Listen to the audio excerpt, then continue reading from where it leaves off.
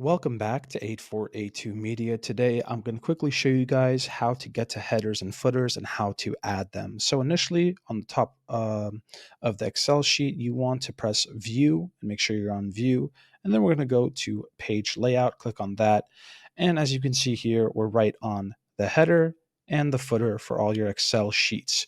So if you actually want to just add a header, you can click into it and then add whatever you'd like on the left, middle, or right.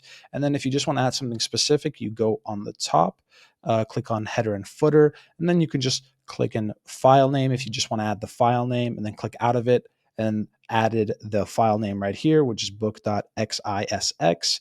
And you can do that for everything. You could also add file path, current time, current date, and do the same exact thing for the footer.